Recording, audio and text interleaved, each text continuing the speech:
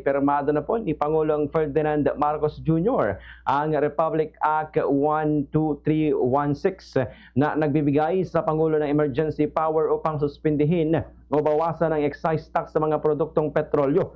Ayon sa pamalaan ng hakbang ay tugon sa patuloy na pagtaas ng presyo ng langis sa pandaigdigang merkado na dulot ng lumalalang tensyon sa Middle East.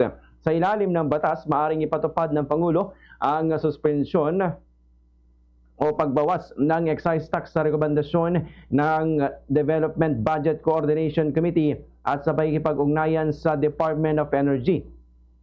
Ito ay kung ang average na presyo ng Dubai crude oil ay aabot sa lampas sa $80 kada bariles sa loob ng isang buwan.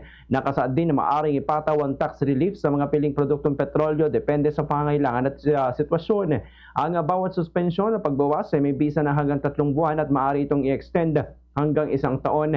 Samantala, otomatikong ibabalik sa normal ang excise tax kapag bumaba na sa mas mababa sa $80 per barrel ang presyo ng langis kahit walang bagong kautusan. Ang naturang emergency power ay maaari namang gamitin ng Pangulo ang hanggang December 31, 2028. Ganito ang bahagi ng pahayag ni Pangulong Bongbong Marcos.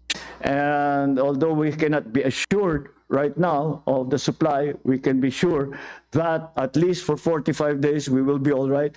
I think that we can be fairly confident.